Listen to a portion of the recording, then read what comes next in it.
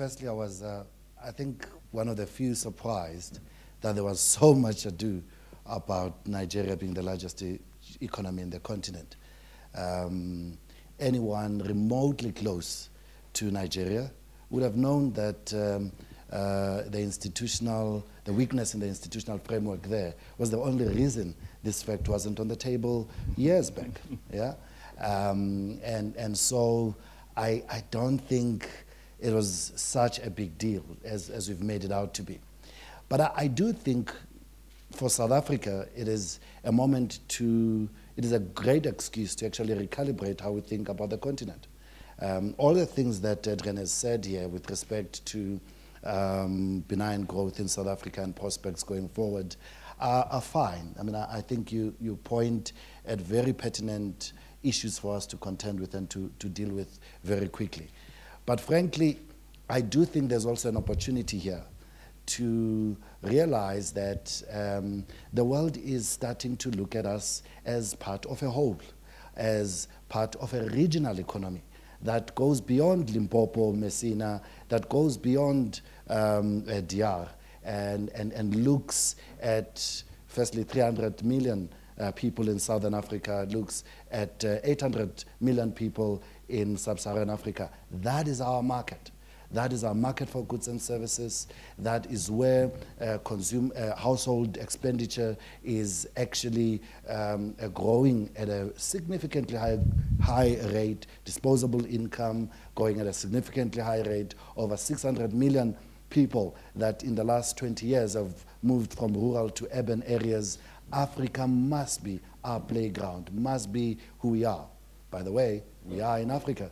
You know, and I think there's something of a silver lining in the rest of the continent being seen as the fastest growing region in the world after China-powered Asia, because it says maybe there are three things for us to review as South African business. One, sort out our narrative.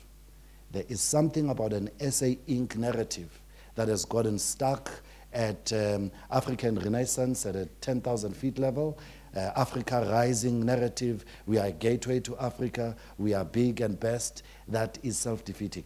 We've got to understand that the rest of the continent is an opportunity, not a threat. We actually have more to gain from Nigeria becoming more prosperous.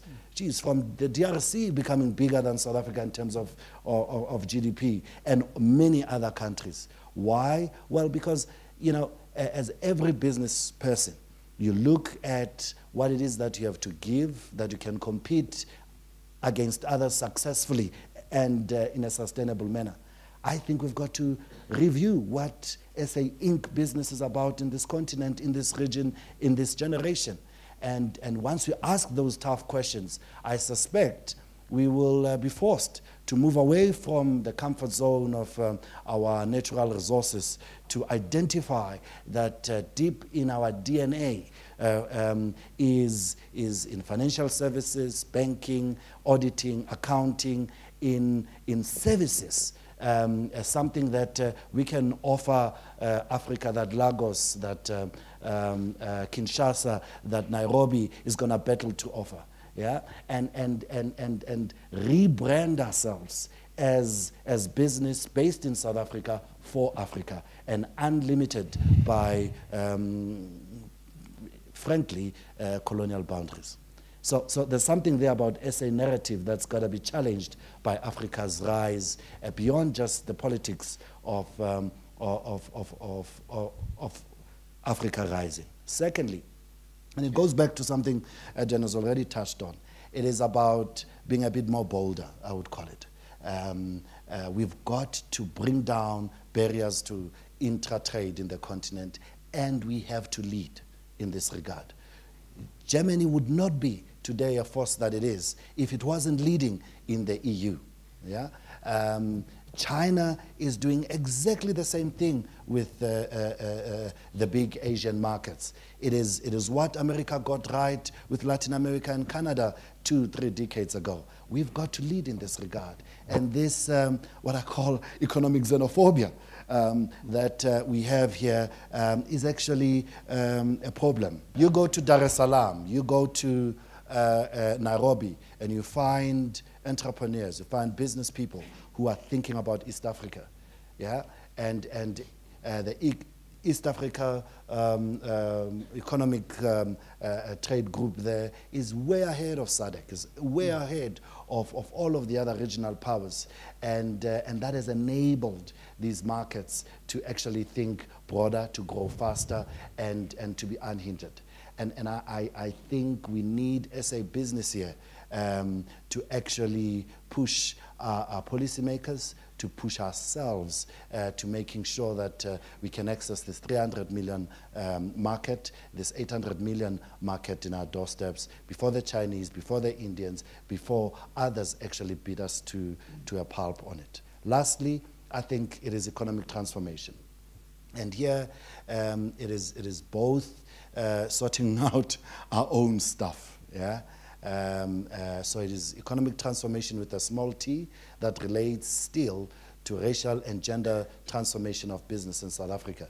We're doing something anti-South African by keeping on with businesses that are just oblivious of the need to change, the need to bring in diversity of thoughts, diversity of talent and skills in their own boardrooms, in their own leadership, and in their own thinking about their markets in South Africa. But I'm also referring to economic transformation with a big T, that speaks about how structurally we confront our own laws that perpetuate big conglomerates to continue to dominate so many sectors of our economy, even new sectors of the economy. We've got to unleash the power of the in South Africa, and we've got to unleash the power of the small, medium enterprises, because they are the ones likely to be a lot more nimble, flexible, agile to compete beyond our borders and win for South Africa. South Africa could be the biggest beneficiary to Africa's rise.